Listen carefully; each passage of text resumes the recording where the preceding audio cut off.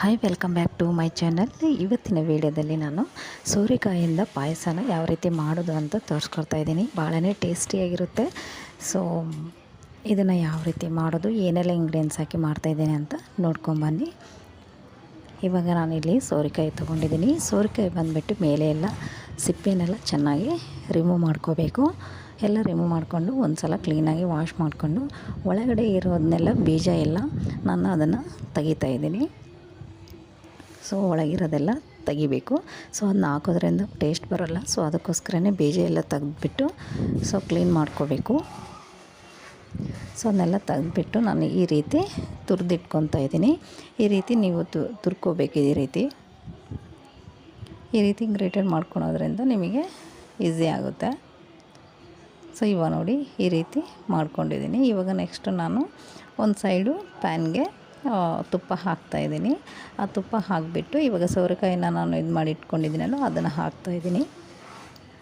So ಇವಾಗ ಇದನ್ನು ಅದನ್ನೆಲ್ಲ ನೀರಿನಂಶ ಏನಿದೆ ಅಲ್ವ ಅದನ್ನೆಲ್ಲ ಅದು ಚೆನ್ನಾಗಿ ಅಬ್ಸರ್ವ್ ಆಗಿ ಎಲ್ಲ ನೀರಿನಂಶ ಬಿಟ್ಕೊಳುತ್ತೆ.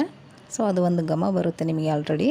ಸೊ ಅದೆಲ್ಲ ಚೆನ್ನಾಗಿ ಎಲ್ಲ ಫ್ರೈ ಆಗಬೇಕು. ಹಸಿ ಅಂಶ ಎಲ್ಲ ಹೋಗಿ ಒಂದು ಒಳ್ಳೆ ಘಮ ಬರುತ್ತೆ, ಅಲ್ಲಿವರೆಗೂ ಫ್ರೈ ಮಾಡ್ಕೋಬೇಕು. ನೆಕ್ಸ್ಟ್ ಇಲ್ಲಿ ನಾನು ಹಾಲು ಹಾಕ್ತಾಯಿದ್ದೀನಿ.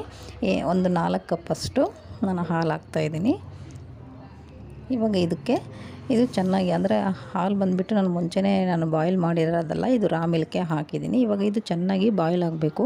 ಸೊ ಒಂದು ಲೋ ಫ್ಲೇಮಲ್ಲೇ ಇಟ್ಕೊಂಡು ಒಂದು ಮೀಡಿಯಮ್ ಫ್ಲೇಮಲ್ಲೇ ಇಟ್ಕೊಂಡು ಚೆನ್ನಾಗಿ ಬಾಯ್ಲ್ ಮಾಡ್ಕೊಳ್ಳಿ. ಸೊ ಅದು ಆಗೋವರೆಗೂ ನೀವು ಸ್ಪೂನಿಂದನೇ ಕಂಟಿನ್ಯೂ ಆಗಿ ಮಾಡ್ತಾನೆ ಇರಬೇಕು. ಸೊ ಸ್ಪೂನಿಂದ ಇದು ಮಾಡ್ತಾ ಇರಬೇಕು. ಸೊ ಚೆನ್ನಾಗಿ ಅದು ಮಿಲ್ಕೆಲ್ಲ ಚೆನ್ನಾಗಿ ಬಾಯ್ಲ್ ಆದಮೇಲೆ ನಾನಿಲ್ಲಿ ಸಬ್ಬಕ್ಕಿನ 1 ಕಪ್ಪಷ್ಟು ನೆನೆ ಇಟ್ಟಿದ್ದೆ. ಅದನ್ನು ನಾನು ಸಬ್ಬಕ್ಕಿ ನೆನೆ ಇಟ್ಟಿರೋದನ್ನ ಸಬ್ಬಕ್ಕಿ ಹಾಕ್ತಾಯಿದ್ದೀನಿ. ಇವಾಗ ಇದನ್ನು ಹಾಕಿ ಇದು ಕೂಡ ಅಷ್ಟೇ ಒಂದು ಸಬ್ಬಕ್ಕಿ ಬಂದುಬಿಟ್ಟು ಒಂದು ಟ್ರಾನ್ಸ್ಪರೆಂಟ್ ಆಗಬೇಕು, ಅದು ಗೊತ್ತಾಗುತ್ತೆ ನಿಮಗೆ. ಸೊ ಅದು ಕೂಡ ಚೆನ್ನಾಗಿ ಫ್ರೈ ಇದರಲ್ಲೆಲ್ಲ ಬಾಯ್ಲ್ ಆಗಬೇಕು ಇದು ಹಾಲಲ್ಲಿ. ನೀವು ನೋಡ್ತಾ ಇರ್ಬೋದು ಒಂದು ತಿಕ್ನೆಸ್ ಬರುತ್ತೆ ನಿಮಗೆ, ಅಲ್ಲಿವರೆಗೂ ಬಾಯ್ಲ್ ಆಗಬೇಕದು. ಸೊ ಅದನ್ನ ಆಗುವಾಗ ನೀವು ಇಲ್ಲಿ ನಾನು ಸಪ್ಪೆ ಕವ್ವ ಹಾಕ್ತಾಯಿದ್ದೀನಿ. ನಿಮಗೆ ಸಪ್ಪೆ ಕವ್ವ ಇಲ್ಲಾಂದರೆ ಸ್ವೀಟ್ ಕವ್ವನೂ ಹಾಕ್ಬೋದು. ಸೊ ಇವಾಗ ಇದನ್ನು ಹಾಕಿ ಮತ್ತೆ ಎಲ್ಲ ಚೆನ್ನಾಗಿ ಬಾಯ್ಲ್ ಮಾಡ್ತೀನಿ. ಇವಾಗೆಲ್ಲ ಅದೆಲ್ಲ ಚೆನ್ನಾಗಿ ಅಬ್ಸರ್ವ್ ಆಗುತ್ತೆ. ಆ ಕವ್ವ ಹಾಕೋದ್ರಿಂದ ನಿಮಗೆ ಒಂದು ಒಳ್ಳೆ ಟೇಸ್ಟ್ ಕೊಡುತ್ತೆ. ಸೊ ಇವಾಗ ನಾನು ನೆಕ್ಸ್ಟು ಇವಾಗ ಕಂಡೆನ್ಸ್ ಮಿಲ್ಕ್ ಹಾಕ್ತಾಯಿದ್ದೀನಿ. ಸೊ ಇದರಲ್ಲಿ ಕೂಡ ಸಕ್ಕರೆ ಇರೋದ್ರಿಂದ ನೋಡಿಕೊಂಡು ನೀವು ಹಾಕಬೇಕು, ಒಂದು ವೇಳೆ ನೀವು ಸ್ವೀಟ್ ಕೋವಾ ಹಾಕಿದರೆ. ಸೊ ಇವಾಗ ಇದನ್ನು ಹಾಕಿ ಒಂದು 2 ಟೇಬಲ್ ಸ್ಪೂನಷ್ಟು ನಾನು ಹಾಕಿದ್ದೀನಿ ಇದಕ್ಕೆ. ಇವಾಗ ಹಾಕಿ ಚೆನ್ನಾಗಿ ಬಾಯ್ಲ್ ಆಗೋಕ್ಕೆ ಬಿಡಬೇಕು. ಇದನ್ನು ಸ್ವಲ್ಪ ಟೈಮ್ ತಗೊಳುತ್ತೆ. ಚೆನ್ನಾಗಿ ಬಾಯ್ಲ್ ಆದಷ್ಟು ಒಂದು ಒಳ್ಳೆ ಟೇಸ್ಟ್ ಕೊಡುತ್ತೆ ಸ್ವೀಟು. ಸೊ ಇವಾಗ ನಾನಿಲ್ಲಿ ಡ್ರೈ ಫ್ರೂಟ್ಸ್ ಹಾಕ್ತಾಯಿದ್ದೀನಿ, ಬಾದಾಮಿ, ದ್ರಾಕ್ಷಿ ಎಲ್ಲ ಹಾಕ್ತಾಯಿದ್ದೀನಿ ಇದಕ್ಕೆ. ಸೊ ನೀವು ಕೂಡ ಅಷ್ಟೇ ಹಾಕ್ಬೋದು. ಸೊ ಇವಾಗ ಹಾಕಿ ಇದೆಲ್ಲ ಚೆನ್ನಾಗಿ ಬಾಯ್ಲ್ ಆಗೋಕ್ಕೆ ಬಿಡಬೇಕು. ಸೊ ಕೆನೆ ಬರೋಕ್ಕೆ ನೀವು ಬಿಡಬಾರ್ದು. ಹಂಗಾಗಿ ಸ್ಪೂನಿಂದ ಅಂತಲೇ ಇರಬೇಕು. ಸೊ ಕೆನೆ ಬರೋಕ್ಕೆ ಬಿಡಬಾರ್ದು. ನೋಡಿ ಈ ರೀತಿ ತಿಕ್ನೆಸ್ ಬರೋಕ್ಕೆ ಸ್ಟಾರ್ಟ್ ಆಗುತ್ತೆ ನಿಮಗೆ. ಇವಾಗ ಇದು ಆಗಿದೆ ಅಂತ ಅರ್ಥ. ನೋಡಿ ಎಷ್ಟು ಚೆನ್ನಾಗಾಗಿದೆ. ಸೊ ಅವಾಗಲೇ ನಿಮಗೆ ಗೊತ್ತಾಗುತ್ತೆ, ಆ ಕನ್ಸಿಸ್ಟೆನ್ಸಿ ಬರುತ್ತೆ, ತಿಕ್ನೆಸ್ಸು. ಸೊ ಅದಾದಮೇಲೆ ನಾನಿಲ್ಲಿ ಒಂದು 1/4 ಕಪ್ಪಷ್ಟು ನಾನು ಸಕ್ಕರೆ ಹಾಕ್ತಾಯಿದ್ದೀನಿ. ಆಲ್ರೆಡಿ ನಾನು ಕಂಡೆನ್ಸ್ ಮಿಲ್ಕಲ್ಲಿ ಸಕ್ಕರೆ ಇರೋದ್ರಿಂದ ಇಲ್ಲಿ ನಾನು ಬರೀ 1/4 ಕಪ್ಪಷ್ಟು ಸಕ್ಕರೆ ಹಾಕ್ತಾಯಿದ್ದೀನಿ. ನೀವು ಮನೇಲಿ ಸಕ್ಕರೆ ಯಾವ ರೀತಿ ಸ್ವೀಟ್ ತಿಂತೀರೋ ಅದ್ರ ಮೂಲಕ ನೀವು ನೋಡಿ ಹಾಕ್ಕೋಬೋದು.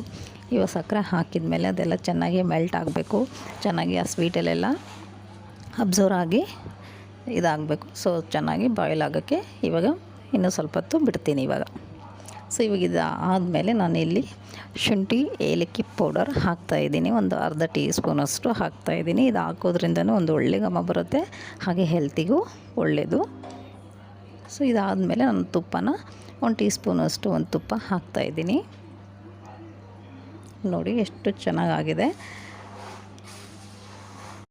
ನಾನು ಇದಕ್ಕೆ ಯಾವುದೇ ಫುಡ್ ಕಲರ್ ಹಾಕೋಲ್ಲ, ಗ್ರೀನ್ ಕಲರ್ ಯಾವುದೇ ರೀತಿ ನಾನು ಹಾಕೋದಿಲ್ಲ.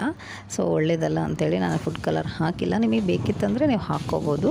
ಸೊ ಇವಾಗ ಇದು ಚೆನ್ನಾಗಿ ಬಾಯ್ಲ್ ಆಗಿದೆ, ನೋಡ್ತಾ ಇರ್ಬೋದು ಎಷ್ಟು ಚೆನ್ನಾಗಿ ತಿಕ್ನೆಸ್ ಬಂದಿದೆ. ಇವಾಗ ನಾನು ಗ್ಯಾಸ್ನ ಆಫ್ ಮಾಡ್ಕೊತೀನಿ. ಸೊ ಇವಾಗ ಇದನ್ನು ನಾವು ಚೆನ್ನಾಗಿ ರೂಮ್ ಟೆಂಪ್ರೇಚರಲ್ಲೇ ತಣ್ಣಗಾಗೋಕ್ಕೆ ಬಿಡಬೇಕು. ತಣ್ಣಗಾದಮೇಲೆ ಒಂದು ಬೌಲಲ್ಲಿ ಹಾಕಿಬಿಟ್ಟು ನೀವು ಫ್ರಿಜ್ಜಲ್ಲಿ ಇಡಬೇಕು. ಫ್ರಿಜ್ಜಲ್ಲಿಟ್ಟು ಒಂದು ಸ್ವಲ್ಪ ಆದಮೇಲೆ ನೀವು ಇದನ್ನು ಎಲ್ಲರಿಗೆ ಸರ್ವ್ ಮಾಡ್ಬೋದು. ಒಳ್ಳೆ ಟೇಸ್ಟ್ ಕೊಡುತ್ತೆ.